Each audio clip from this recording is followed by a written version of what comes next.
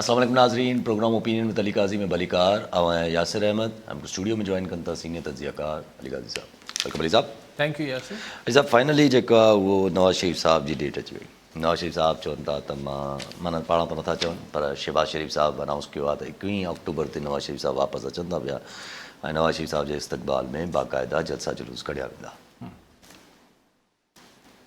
मतिलबु इहो थियो त हिकिड़ी ॿी तारीख़ आई आहे, अञा पक न आहे, लेकिन हाणे ज़ाहिर मियां शहबाज शरीफ चए पियो त पाण हिन खे अॼु जी तारीख़ ताईं पक सम्झूं. थी सघे थो अञा 1.5 महीनो आहे, थी सघे थो विच में तारीख़ चेंज थिए, महीनो सवा आहे, लेकिन अॼु जी तारीख़ ताईं 21 अक्टूबर ते साईं जन तशरीफ़ आवरी थिए थी साईं जी मियां नवाज़ शरीफ साहिब जी. ऐं अॼोके ॾींहं में ई प्राइम मिनिस्टर जा जेके तमामु वेझा ब्यूरोक्रेट ऐं प्रिंसिपल सेक्रेटरी रहिया फवाद हसन फवाद, जेके पोएं दौर हींअर थोरो ॾींहुं पहिरीं ताईं बि ख़ाली इमरान ख़ान वारे दौर में त काफ़ी जेलनि में रहिया ऐं सभु शयूं तकलीफ़नि में रहिया, त फवाद हसन फवाद जेको नवाज़ शरीफ साहिब जो ख़ासि ब्यूरोक्रेट हो, प्रिंसिपल सेक्रेटरी बि हो ऐं तमामु वेझो ब्यूरोक्रेट तस्वर थींदो, उनखे अॼु वफ़ाक़ी वज़ीर ठाहियो वियो आहे. सो मतिलबु इहा त मियां नवाज़ शरीफ साहिब जी ख़्वाहिश इहा बि पूरी थी हूंदी त संदसि हिकिड़ो एतमाद वारो साथी जेको आहे उहो वफ़ाक़ी काबीना में वेठल आहे.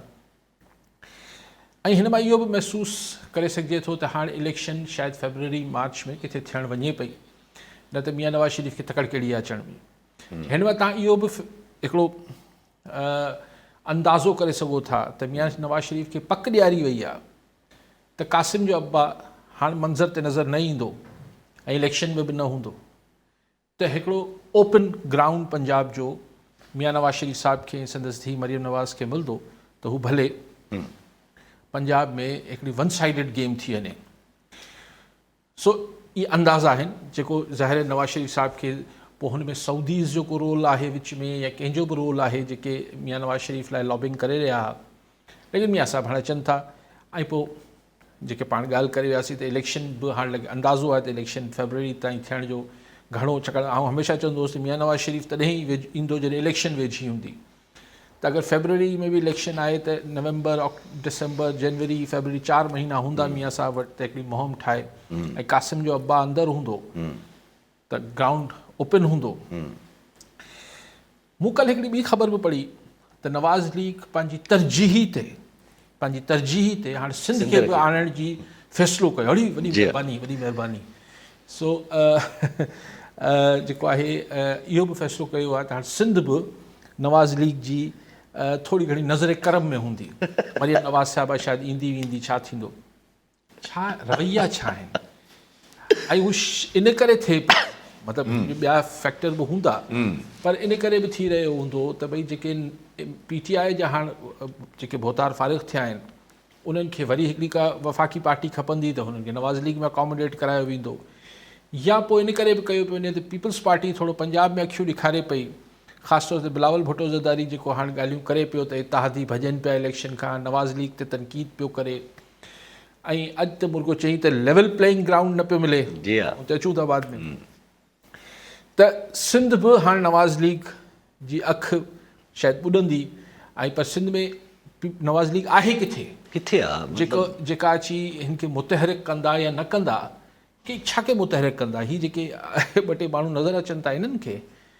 सो बहरहाल लेकिन सुठी ॻाल्हि आहे कंहिं बहाने बि आए तो सही बरसर इल्ज़ाम ही आए, होठों पे कभी उनके मेरा नाम ही आए, त नवाज़ लीग जे चपनि ते, नवाज़ शरीफ जे चपनि ते या मरियम साहिबा जे चपनि ते पहिरीं त पीपल्स पार्टी जे खाते में इत्तेहादी थी वेंदा आहिनि त पोइ सिंध त जेका इधर हम इधर तुम थी वञे थो न पंजाब ऐं सिंध में. त सो बेसिकली ही जेके शयूं जीअं मूव थियनि पियूं त हाणे लॻे थो त आस्ते आस्ते तव्हांखे ॾींहुं ब ॾींहुं हाणे सियासी गर्मी वधंदे नज़र ईंदी हिकिड़े पासे, लेकिन जेको हिन सां गॾोगॾु पाण ॾिसूं पिया त केयर टेकर्स या जेके बि केयर टेकर्स आहिनि, अंडरटेकर्स आहिनि या केयर टेकर्स आहिनि, उन्हनि जी जेका बि हिते हिकमत अमली हले पई हुनमें डॉलर हेठि वियो आहे, उनमें थोरी अटो बि हेठि वियो आहे, खंड बि हेठि वई आहे, त हीअ हिकिड़ी आम माण्हू जे सेंटिमेंट ऐं कारोबारी माण्हू जे सेंटिमेंट खे थोरो तशफ़ी थिए पई. अञा सिंध जो लॉ एंड ऑर्डर ठीकु नथो थिए, लेकिन करप्शन में कुझु अफ़सरनि जी लिस्टूं ठही वञनि थियूं, हीअ सभु कुझु थिए पियो, ॿिए पासे सियासी पार्टियूं बि संभरनि पियूं, छाकाणि त सियासी पार्टियुनि खे बि सुझे पियो त अगरि इलेक्शन मुर्गो न थिया त पोइ फेर की हो सभिनी जे लाइ नुक़सानु थी वेंदो। ऐं सर हिकिड़ो सवाल नवाज़ शरीफ़ साहिब लाइ पोइ इहो एक्सेप्टेंस अची वई आहे किथे न किथे त ठीकु आहे एज़ अ प्राइम मिनिस्टर बि नवाज़ शरीफ़ साहिब खे क़बूलियत कई वञे? जीअं मूं अर्ज़ु कयो त एतिरो साल मियां साहिब 4 सालनि खां ॿाहिरि वेठा आहिनि, ज़रूरु कुझु लॉबिंग बि कई हूंदऊं, कुझु कोशिशि बि थी हूंदी। अरब सगोरनि सां मियां नवाज़ शरीफ़ जा पंहिंजा रस्ता आहिनि ऐं अरब सगोरनि खां हींअर असांखे तमामु घणी मदद खपे।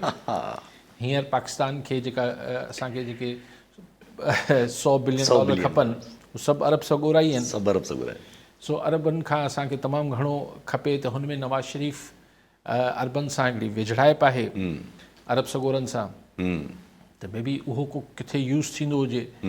अञा प्राइम मिनिस्ट्री त बात जी ॻाल्हि आहे न, ॾिसो त नवाज़ शरीफ़ खे प्राइम मिनिस्ट्री मिले थी या नथी मिले, बट वापसि अचे, क़ाइद तहरीक थी वेही रहे, अञा हू मामला त परे जा आहिनि। केसिस जो छा थींदो? केसिस कुझु कोन थींदो, केसिस ख़ैर थी वेंदो, मतिलबु लीगली कोर्ट मां फारिग थींदा या वेंदा ई न बसि सफ़ा? न लीगली फारिग थी वेंदा, ज़ाहिर आहे सरकार वञी मुखालफ़त ई न कंदी।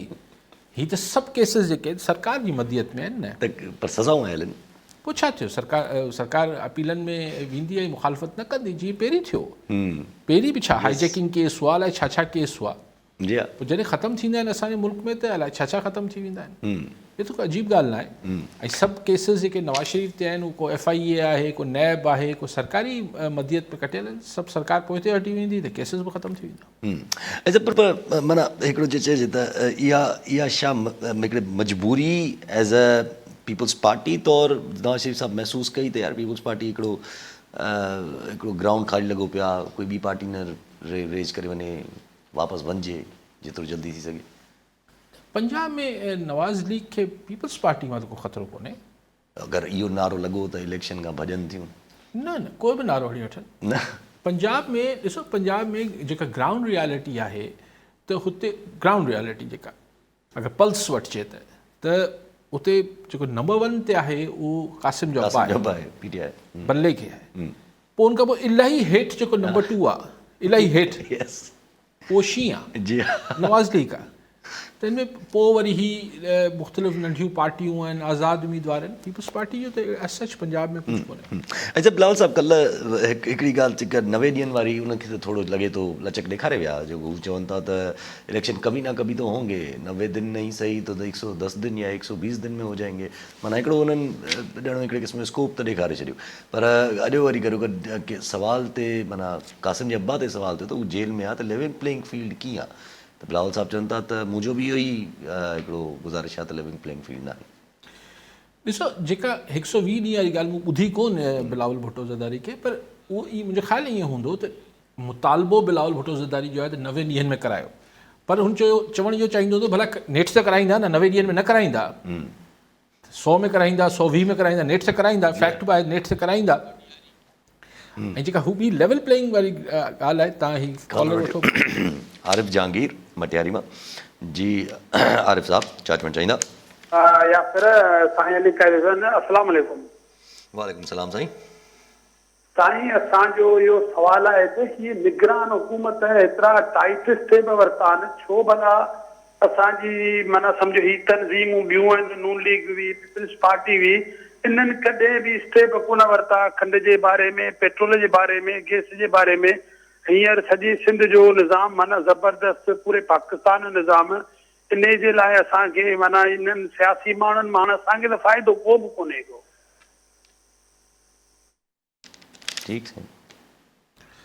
सो जेका ॻाल्हि पाण आरिफ साहिब जी ॻाल्हि ते अचूं था, जेके लेवल प्लेइंग ग्राउंड वारी ॻाल्हि कई पे बिलावल भुट्टो ज़रदारी, ऐं ज़ाहिर क़ासिम जे अब्बा लाइ चए पियो त ज़ाहिरी तरह ते इन प्रिंसिपल ॻाल्हि आहे न त भई जेको हिकिड़ी छा चए उसूली ॻाल्हि इहा ई आहे त भई जॾहिं तव्हां इलेक्शन में वञो पिया, पोइ सभिनी लाइ मैदान खुलियो छॾियो, त जॾहिं तव्हां क़ासिम जे अब्बा ऐं हुनजी पार्टी ऐं सभिनी खे निपोड़ियो था त माना लेवल प्लेइंग ग्राउंड न आहे, हिकिड़ी वन साइडेड गेम थिए पई। लेकिन हू सहाफ़ी बिलावल भुट्टो ज़रदारी खां पुछी पिया सघनि, अगरि आईंदा पुछण बि चाहींदा, त पोइ इहो जेको मौक़ुफ़ आहे बिलावल साहिब जो, इहो जॾहिं 1 साल वज़ीर हुआ त बि त हुजणु खपे हा। जी ख़ैर एनीवेज़, पर हाणे इहो जो जवाबु शायदि बिलावल साहिब जो हूंदो त भई हुन महिल इलेक्शन कोन पई थी, तंहिंजे करे भले जेल में पियो हुजे, लेकिन बहरहाल सो हिकिड़ी ॻाल्हि उसूली थी वई बिलावल भुट्टो ज़रदारी, बिल्कुलु ठीकु आहे त भई सभिनी लाइ लिविंग प्लेइंग लेवल पे।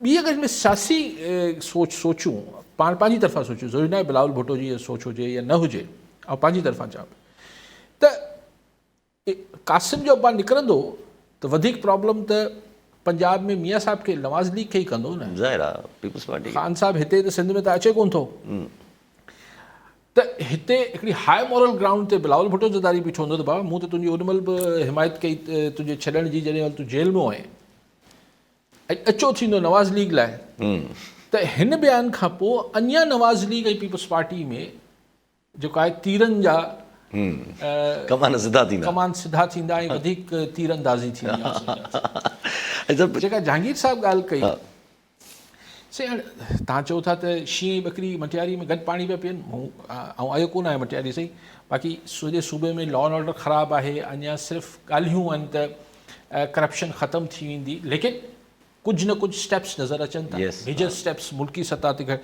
सूबाई सतह ते नथा नज़र अचनि, पर फेडरल सतह ते मिसाल स्मगलिंग रोकण जी ॻाल्हि थी आहे, तमामु भली ॻाल्हि आहे, काशी अॻु में थिए आहे, यस छो न पई थिए ख़ुदा खे ख़बर, ऐं स्मगलिंग बॉर्डर तां कीअं थी सघे थी, को सियासतदान त नथो कराए सघे, त बॉर्डर सिक्योरिटी फोर्सिस ई इन्वॉल्व हूंदी तॾहिं त अचणु ॾींदी हूंदियूं न, ईअं कीअं को लिकी करे हिकिड़ो को गॾे गाॾी ते त कोन सुपारियुनि जी स्मगलिंग त कोन पई थिए न, त जॾहिं कंटेनर्स ऐं ट्रॉलर्स जॾहिं PSO जा ट्रॉलर भरिजी अचनि पिया त केरु अचणु ॾिए पियो, लेकिन एनीवेज़ इहो पहिरीं थी रहिया, पर चलो देर आहे, हीउ जेको हिते थिए पियो डॉलर ते जेको क्रैकडाउन थिए थो, डॉलर ते क्रैकडाउन अॻु में थी पियो सघे, अलाए छो न पियो थियो, त इहे असांजी हिन PDM सरकार जो जेके 12, 14, 15 पार्टियूं हिननि जो फेलियर आहे, त हिननि इसाक डार घणो ई टिपा त घणा ॾिना, पर थी कुझु कोन सघियो डॉलर जो, हीअ करण में कामयाबु थिया आहिनि, इहे क्रेडिट हिननि खे हींअर ताईं वञनि था। बाक़ी हाणे इहो चवणु त सही, फूड डिपार्टमेंट में 250 ऑफिसर सिंध जा आहिनि, 250-300 पंजाब जा, सॼो फूड डिपार्टमेंट इन्वॉल्व आहे न, हिन में लिस्टूं ठाहिण जी कहिड़ी ॻाल्हि आहे, कहिड़ो को शायदि ई को आंगुरियुनि ते ॻणण जहिड़ा 2, 4, 5 अफ़सर हुजनि जेके न हुजनि हिन सॼे धंधे में, फूड डिपार्टमेंट त हूंदो ई कमाइण लाइ, ऐं हू हूंदो ई हिन ॻाल्हि लाइ त बारदाणे ते कीअं करप्शन कजे, स्मगलिंग कीअं कराइजे, ज़ख़ीरा अंदोज़ी कीअं कजे, सभु कमु ई इहो हूंदो अथनि, कमु ई इहो हूंदो आहे, जी हा, ॿियो को हुननि जो कमु ई न हूंदो आहे, लेकिन हाणे एक्टिविटी शुरू थी आहे, ॾिसो हिन सां पहिरीं एक्टिविटी ई न हुई, पहिरीं हिनखे सिस्टम चयो वेंदो, त फूड डिपार्टमेंट में सिस्टम आहे, शुगर इंडस्ट्रीज़ में हर जगह सिस्टम हुआ, हाणे सिस्टम टुटण, ॾिसो कल्ह जेको पाण ॻाल्हि पे कई त KDA मां बिल्डिंग कंट्रोल अथॉरिटी मां 20-22 करोड़ रुपया खणी हमरा रिकवरी करे वियो, अॼु मूं टाइम न्यूज़ ते ॾिठो पियो त को अलाए फलाना काला जेको आहे उहो को रिकवरी इंस्पेक्टर आहे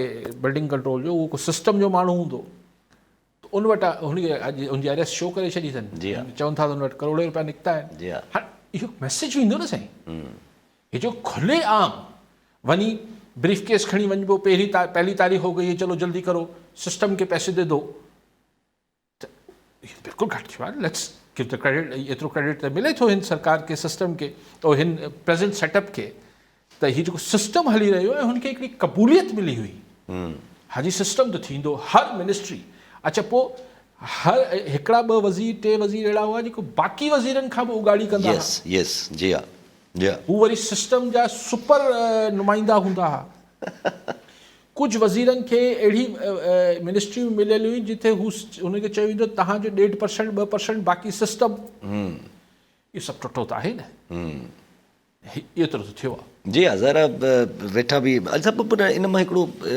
इहो तासुर वरी न वेंदो त पॉलिटिकल फोर्सिस जेके आहिनि उहे कॉम्प्रोमाइज़ड आहिनि, कीअं, छो जो जॾहिं बि नॉन पॉलिटिकल फोर्स अचे थी त उहा एक्शन खणी ऐं सिधो थी करे वरी कमु खे, जेको बि इहे त पॉलिटिकल फोर्सिस खे सोचणु खपे न, त छा अंडर वॉट कंपल्जन ही कॉम्प्रोमाइज़ थियल आहिनि, कंहिं चयो त हीअं कयो ऐं हेतिरी सिस्टम ठाहियो ऐं करप्शन जो हीउ मामिलो हलणु खपे, एग्ज़ैक्टली, कंहिं चयो त कोन्हे न, तव्हांखे बंदूक त कंहिं न रखी आहे त तव्हां फूड डिपार्टमेंट खे जेको आहे कमाई जो ज़रियो ठाहे छॾियो, या एक्साइज़ डिपार्टमेंट जेको हिकिड़ी करप्शन जो हिकिड़ो पूरो ठाहे छॾियो, कंहिं चयो त कोन।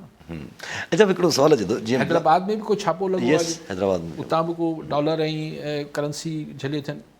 जी हा।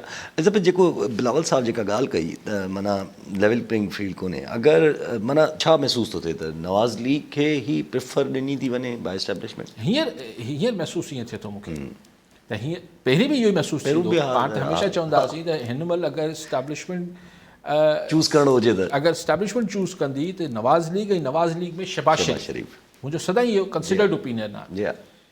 सो नवाज़ लीग खे बिल्कुलु कंफर्टेबल आहे ऐं घणी खौस बि नथी करे एस्टेब्लिशमेंट सां या कंहिं सिस्टम। तव्हां ॾिसो को घणी तनक़ीद या ॿाहिरि वञी वेही रहिया आहिनि, मरियम नवाज़ बि मतिलबु ख़ैर जहिड़ी ॻाल्हि आहे, बसि पोइ ज़बरदस्त सभु चुप करे सिस्टम जी हा। आहे। नवाज़ लीग बि सिस्टम में नए सिस्टम जो हिसो थी वई आहे।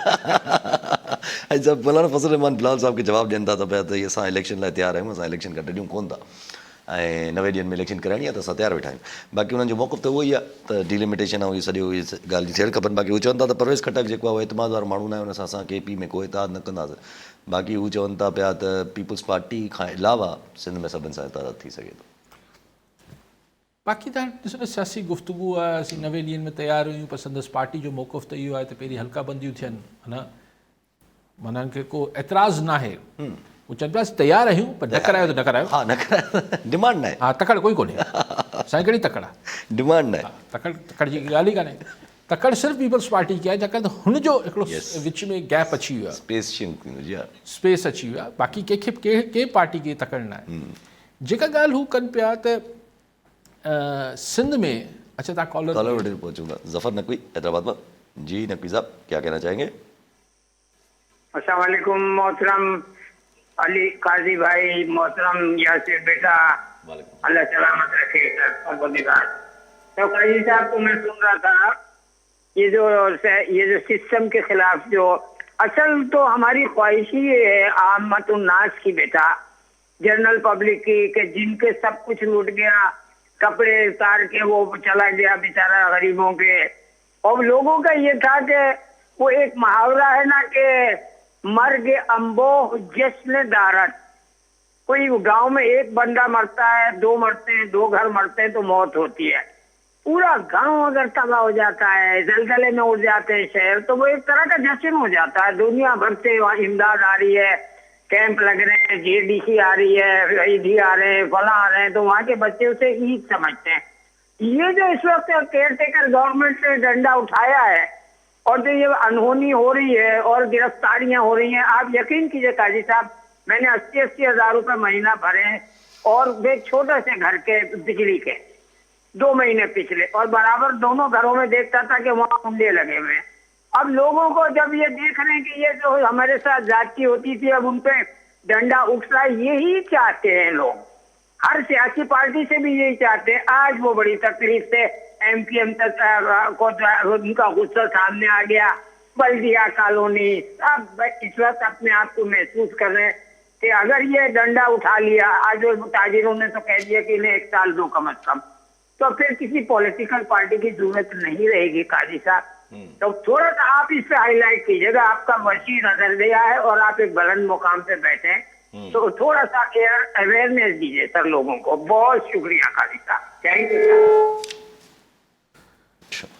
जी नकवी साहब, देखें जो इस वक्त जिस नुक्ते की तरफ पहले भी एक और दोस्त ने फ़ोन किया और नकवी साहब भी वही फरमा रहे हैं कि अगर जो तवक्कात लगभग हर हुकूमत से अवाम, जो आम आदमी है, उसको यही होती है कि उसकी ज़िंदगी में आसानी पैदा हो जाए, वो क्या चाहता है, तो उसकी चाहतों में, आम आदमी की चाहतों में जो टॉप पर चीज़ होती है वो महंगाई में कमी होती है, रिश्वत सितानी, ये लॉ एंड ऑर्डर, अमन अमान की सूरत हाल, ये सब चीज़ें होती है ना।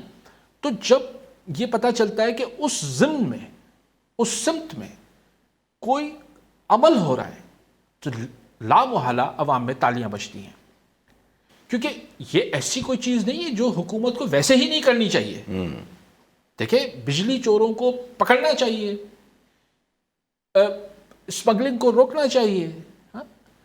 جو ذخیرہ اندوزی ہو رہی ہے اس کو روکنا چاہیے. یہ رشوت ستانی اس میں کوئی ایسا نہیں ہے کہ یہ کوئی ایسی چیز ہے جو بڑی ہی کوئی جس کو کہا جائے کہ جناب اوہ ہو یہ تو کمال ہو گیا.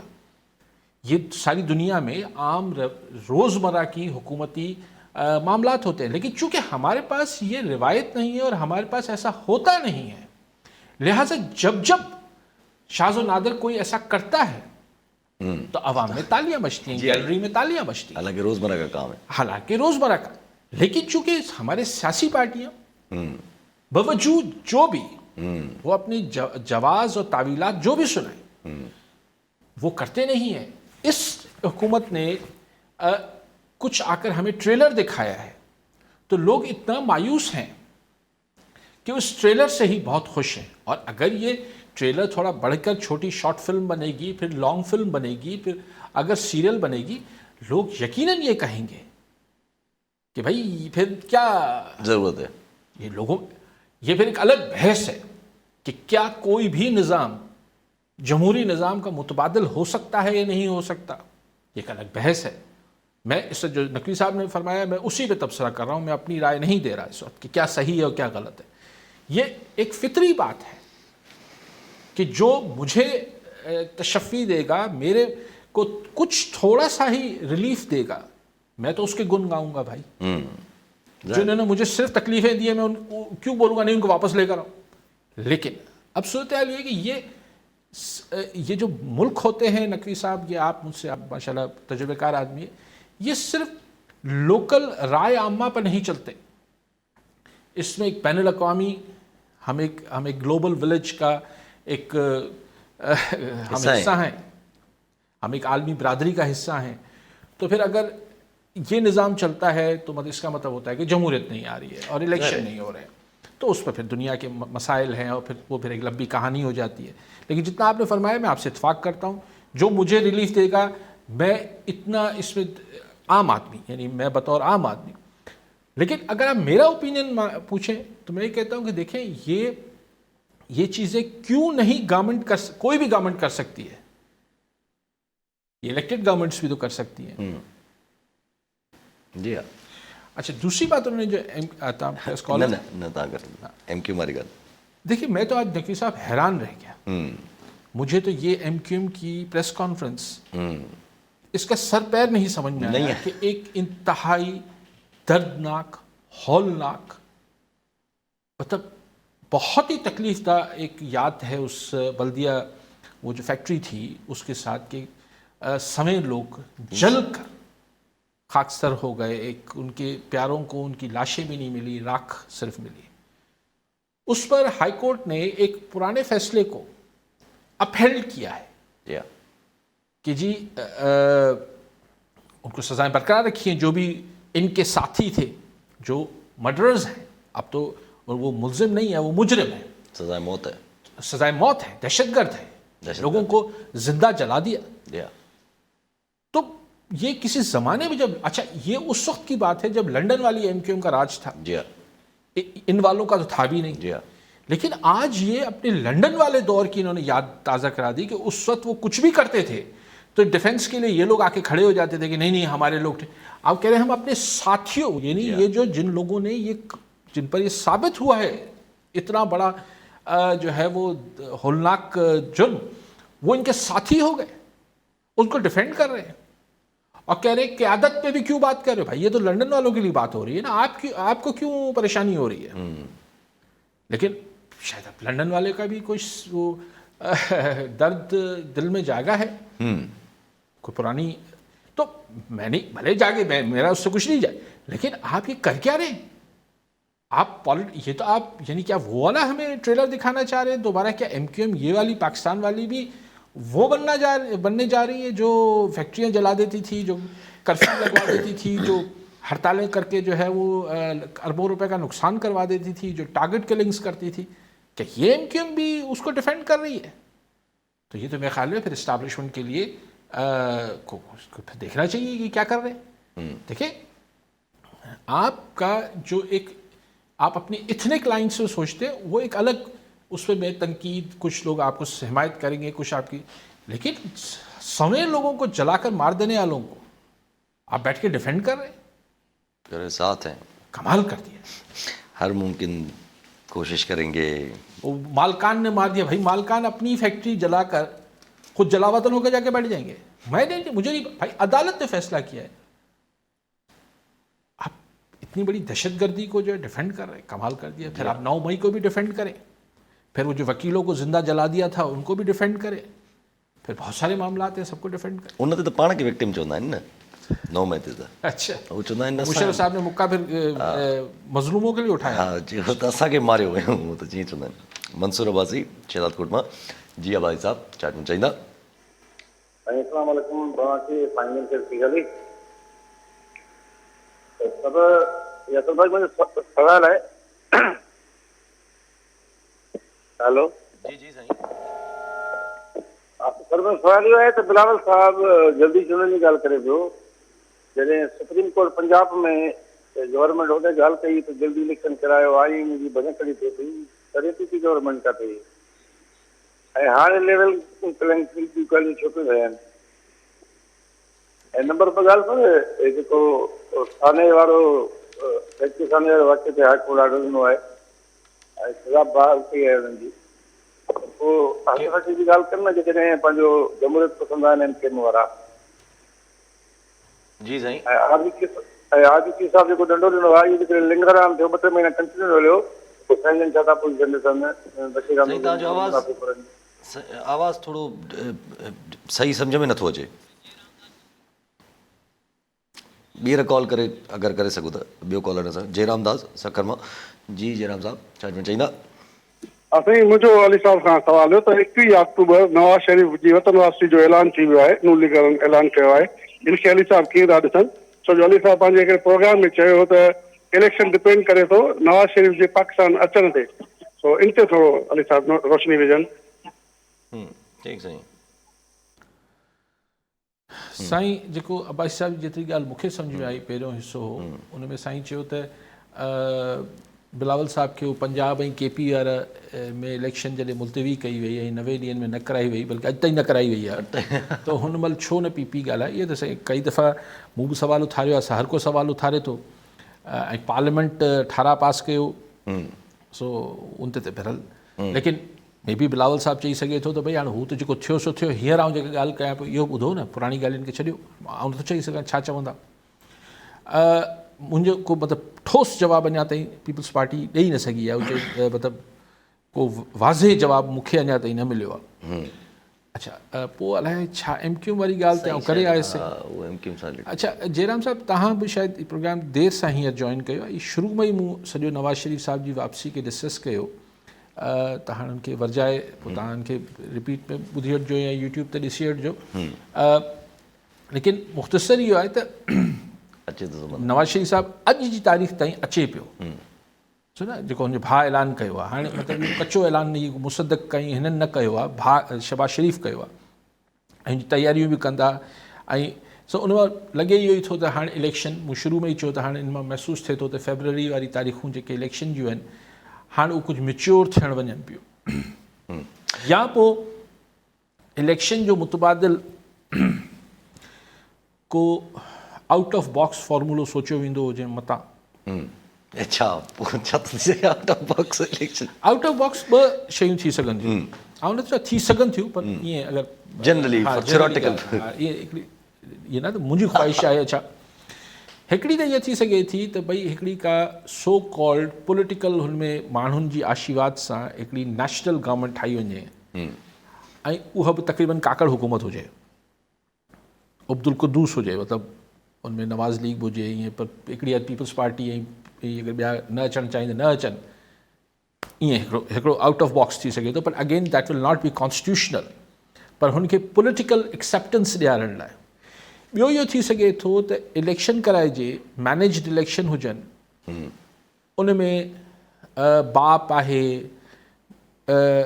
ही आहे IPP आहे, आज़ाद आहिनि, हू खटक वारी PTI आहे, नवाज़ लीग आहे, GDA आहे. मतिलबु ईअं कुझु मिलाए जुलाए हिकिड़ो काकड़ हुकूमत, बिल्कुलु काकड़ हुकूमत न, पर थोरी अहिड़ी हुकूमत आणे छॾिजे ऐं वापसि शहबाज़ शरीफ़ जहिड़ो प्राइम मिनिस्टर हुजे जेको स्टैब्लिशमेंट जे हीअ हुकूमत हले पई बिल्कुलु हुननि जी कंसेंट सां बि ऐं हुननि जी मतिलबु पॉलिसी ते बि अहिड़ो को चूंडियल सेटअप आणे छॾिजे। मीर एजाज टालपुर टेढ़ो जामो बंदा जी टालपुर साहब छा ॿुधाईंदा? अरे सलाम तव्हांखे काजी साहब खां सवाल आहे काजी साहब 76 साल तारीख़ में रुगो तजुर्बा पंहिंजे मुल्क में थिया आहिनि ऐं सभु तजुर्बा फेल विया आहिनि, हिकिड़ो बि तजुर्बो कामयाबु कोन थियो आहे। हुनजो इहो सबूत इहो आहे त असांजो मुल्क आख़िरी पसान में पुॻो आहे। अञा बि जेकॾहिं इहे तजुर्बा कंदा रहंदा मुल्क हेॾे वॾे क्राइसिस में छॾनि माण्हुनि खे पंहिंजी राय ॾियणु माण्हुनि जी जेका आहे वोट ते एतबार कनि, भले रूल ऑफ गेम तय कनि किथे ज्यादती न थिए एहतिसाब सही थिए, पर माण्हुनि खे पंहिंजो राय त ॾियनि। हाणे पोल जेकॾहिं तव्हां अॼु बि ॾिसो हींअर बि गिलगित मां PTI खटे वई हली, जेकॾहिं माण्हू इहो चाहे थो तव्हां आर्टिफिशियल नमूने जेकॾहिं कंहिंखे रोकींदा त कीअं हेॾो इकोनॉमी असांजा क्राइसिस आहिनि, तंहिंखां पोइ अमन अमान जो केॾो क्राइसिस आहे, फौज उन में काबू थी पई आहे, दहशतगर्दी केतिरी वधी वई आहे, तंहिंखां पोइ पॉलिटिकली जेका अनस्टेबलाइज़ थी मुल्क हलंदो त कीअं असीं पंहिंजी मंज़िल ते पुॼंदासीं, कीअं असीं पंहिंजे जेके गोल जेके अचीव कंदासीं। छो नथी कंहिंखे सम्झ में अचे साईं मुल्क कोन हलंदो, कोन हलियो ई कोन्हे त अञा कीअं हलंदो अॻिते हली। तो इहो काई साहब हिन ते तबसरो पुछो त महिरबानी। ठीकु साईं ॿियो बि कॉलर आमिर अली कराची मां। जी आमिर साहब छा पहुचाईंदा? Thank you very much, Yasir. I just want to get a comment from Ali Saab about the recent year badi parent G20 je hawale sa summit conduct हुआ इंडिया में, त इन हवाले सां छा सम्झो था त इन पाकिस्तान जे लाइ कहिड़ा पॉज़िटिव आउटकम्स निकिरी सघनि था या असांजी इकॉनमी हिन मां कोई फ़ाइदो वठी सघे थी? छो जो एजेंडा में शामिल आहिनि काफ़ी अहिड़ियूं शयूं जेके डायरेक्टली इनडायरेक्टली पाकिस्तान ते इम्पैक्ट कंदियूं। त साईं जन छा था चवनि त छा पाकिस्तान हिन मां कोई बेनिफिट हासिल करे सघे थो या असां पंहिंजा फॉरेन रिलेशन्स इंडिया सां बहितर करे कुझु बेनिफिट्स थ्रू G20 या G20 कंट्रीज़ जेका प्रॉस्पेरिटी आहे हुन मां मुल्क लाइ अचीव करे सघूं था? थैंक्स। ठीकु आहे साईं, जेके मीर साहब ॻाल्हि कई तजुर्बा साईं, त पोइ कॾहिं इहा जेका मीर साहब तव्हां ॻाल्हि कयो पिया अॼु 76 साल ख़ैर सां थी विया आहिनि, पर इहो छा पहिरियों दफ़ो तव्हां या अलिफ या ॿिए चवनि पिया? इहो जॾहिं तजुर्बा 50 में मतिलबु बिल्कुलु शुरूआती दौर में थींदा तॾहिं माण्हू चवंदा बाबा तजुर्बा नाकाम थींदा, पोइ थींदा ग़लति, माण्हू कंदा आया। छाकाणि त हर नओं माण्हू अची सम्झे थो त मां सही करे सघां थो त यार हुननि में ही ग़लती हुई, हिन खे हीअं करे कजे हा त हीअं थी वञे हा। जॾहिं क्रिकेट हलंदी आहे त पाण 22-25 करोड़ माण्हू ॿाहिरां वेही चवंदा अड़े यार हीअ बॉल हीअं कराई आहे न त थिए, अड़े भाई तूं पाण कराए वठी आहे पोइ। सो हर माण्हू एक्सपर्ट हुजे थो। Running the government from the position of power, ॻाल्हि इहा आहे त हीअ हर माण्हू सम्झे थो त हू कमाल करे सघे थो। सो इन करे हू उनखे तजुर्बो नथो सम्झे, हू सम्झे थो त इहो ई आऊं ई मसइले जो हल आहियां, I am the chosen one, मूंखे हिकिड़ो ख़ासि मतिलबु कुदरत हिन मुक़ाम ते इन करे आंदो आहे जो आऊं ठीकु कयां। सो हाणे इहा ॻाल्हि अगरि सम्झ में अचे मीर साहब त ज़िंदगी केतिरी आसान हुजे हा। जी हा, पर इहा ॻाल्हि सम्झ नथी अचे न। ऐं तव्हां बि मीर साहब हाणे तव्हांखे बि मयार आहे त अगरि तव्हां अॼु चओ था छॾियो नथा माण्हुनि खे वोट ॾियण लाइ, पोइ पंजाब ऐं KP में जॾहिं मूं ॻाल्हि पे कई त यार छॾियो इलेक्शन थियणु ॾियो, पॉलिटिकल प्रोसेस खे हलणु ॾियो, त मूंखे काफ़ी जेके कॉलर्स अक्सर ई मूंसां इख़्तिलाफ़ु कंदा हुआ, मीर साहब बि हिकिड़ो रिकॉर्ड लाइ रखणु चाहियां था। मीर साहब मज़ाक थो कयां, हर कंहिंजो रायो आहे, त आऊं बि ॻाल्हि छो कंदोसि, मूंखे कहिड़ी दिलचस्पी त केरु पंजाब में खटे थो या के, लेकिन ॾिसो जॾहिं तव्हां इलेक्ट्रोल पॉलिटिक्स जी ॻाल्हि कयो था, इलेक्ट्रोल पॉलिटिक्स में इलेक्शन खे ई माइनस करे छॾियो था, इलेक्ट्रोल प्रोसेस खे ई ग़ाइब करे छॾियो था इलेक्ट्रोल डेमोक्रेसी में, त पोइ डेमोक्रेसी इलेक्ट्रोल न रही, पोइ उहो पोइ हिकिड़ी इलेक्ट्रोल बदिरां कंट्रोल डेमोक्रेसी आहे जेका हले थी पई। साईं चवनि था आमिर साहब G20 मां असीं छा फ़ाइदा वठी सघूं था ऐं इंडिया सां असां सही, यानी जेको ॻाल्हियूं तव्हां आमिर साहब जेतिरी कैजुअली तव्हां चई वियो त पोइ इंडिया सां असीं करे, do U think this is एतिरो आसान आहे इहो मामिलो ऐं एतिरो ही को सोलो आहे एक्चुअली? पर ही सभु ॻाल्हियूं चाहे असीं CPEC मां फ़ाइदो वठूं, चाहे असीं ही जेको हिननि जो initiative one belt one road China जो आहे, हिननि जेको कॉरिडोर ठाहिनि पिया G20 वारा इंडिया खां, असीं किथां बि को फ़ाइदो तॾहिं वठी सघूं था जॾहिं असां पाण तइ करे वठूं त असांजो घर कीअं हलणो आहे। जेसि ताईं तव्हां हाउस इन ऑर्डर नथा आणियो, ऐं मतिलबु क्या छोटा मुंहुं बड़ी बात वारी ॻाल्हि आहे त till the time we don't fix our issues, domestic issues, असां इंटरनेशनल इश्यूज़ खे कीअं हैंडल कंदासीं? असीं हिकिड़े ई वक़्त में केतिरे फ्रंट्स ते डिसीशन मेकिंग कयूं, पोइ असांजी क्रिकेट बि श्रीलंका हली वञे थी, पोइ असांखे जेको आहे बॉर्डर्स बि जेको आहे क्लैशिस बि थियनि था, रोज़ टेररिस्ट हुतां हमला कनि था, पोइ असां वटि जेको आहे स्मगलिंग वॾी मुश्किल सां वॾो हिकिड़ो असां हिन खे वॾो असां पंहिंजो कारनामो करार ॾियूं था त असां स्मगलिंग, ओपन स्मगलिंग, ॾिसो हिकिड़ी स्मगलिंग कंहिं ज़माने खां दुनिया में थींदी ऐं अॼु बि थींदी हूंदी, डिकी छुपी हिकिड़ी स्मगलिंग थींदी आहे। हिकिड़ो त कंटेनर अचनि पिया, कंटेनर वञनि पिया, कंटेनर अचनि पिया, कंटेनर वञनि पिया, दिस इज़ नॉट स्मगलिंग यार, this is a free trade, open border. जीअं तव्हां यूरोप जे मुल्कनि में EU में हलिया वञो, यूरोपियन यूनियन में, त तव्हांखे केरु रस्ते में नथो रोके। सो हीउ कहिड़ो वॾो कारनामो हो, हीउ छो हली रहियो? सो लाइक वाइज़ तव्हांखे मुल्क में गवर्नेंस ऐं पॉलिटिकल सेटअप छा खपे, एटलीस्ट 10 सालनि लाइ तव्हांखे छा खपे? वी नीड अ 10 year, ये हमेशह असां वटि थींदो आहे त फॉर अ डिकेड पॉलिसी ही ठहे, पर असीं कॾहिं बि ठाहे न सघंदा। असीं डिकेड पॉलिसी पंहिंजे लाइ ठाहींदा आहियूं, त आउं 10 सालनि में ही थींदुसि, पोइ यासिर तूं थींदे, पोइ मूंखे ठाहे ॾी, पोइ आउं तोखे ठाहींदुसि, पोइ इंडिविजुअल्स लाइ पॉलिसी ठहे थी लॉन्ग टर्म। मुल्क लाइ त भई एग्रीकल्चर खे 10 सालनि में असांखे किथे पहुचाइणो आहे, असांखे जेको आहे उहो फलाणी शइ में कीअं रिफॉर्म्स आणिणा आहिनि, असांखे एक्सपोर्ट्स पंहिंजी कीअं वधाइणियूं आहिनि।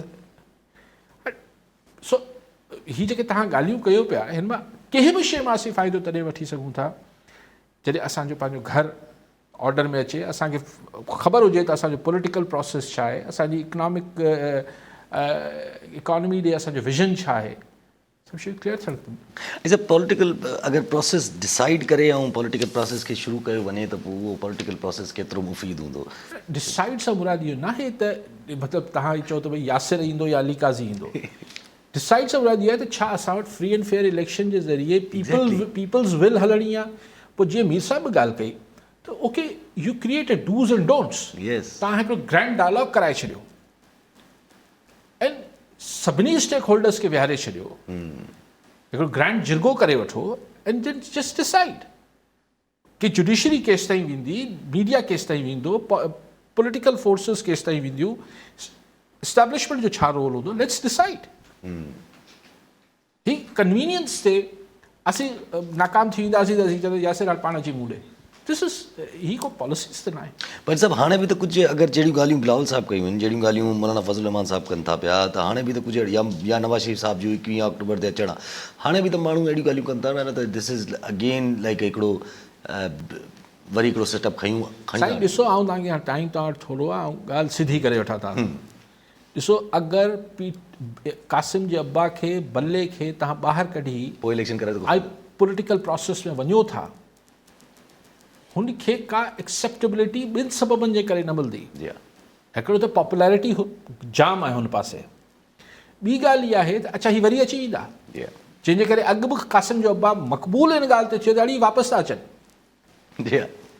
सो हिन में माण्हुनि जी हिन पॉलिटिकल प्रोसेस जी में शौक़ु कहिड़ो डेवलप थींदो। सो जॾहिं पॉलिटिकल प्रोसेस में माण्हुनि जी का इन्वॉल्वमेंट ऐं शौक़ु ऐं दिलचस्पी न हूंदी त हुनखे लेजिटिमेसी कीअं मिलंदी, ऐं हुनखे अगरि लेजिटिमेसी या मञता न मिलंदी त कुझु बि अॻिते वरी खोखलो हूंदो, कुझु बि अॻिते वरी हिकिड़ी हवा में इहे फ्लोटिंग जी PDM जी हुकूमत हली 15 महीना, पीपल्स पार्टी, नवाज़ लीग ऐं सभु हुयूं त 17 पार्टियूं, पर फ्लोटिंग गवर्नमेंट हुई, इनखे एक्सेप्टेंस ई न हुई। So they have to decide, make major decisions. जी हा, ठीकु आहे साहब, वॾी महिरबानी साहब। नाज़रीन, अॼु जे प्रोग्राम जो पूरो थियो, वरी ईंदड़ प्रोग्राम में तव्हां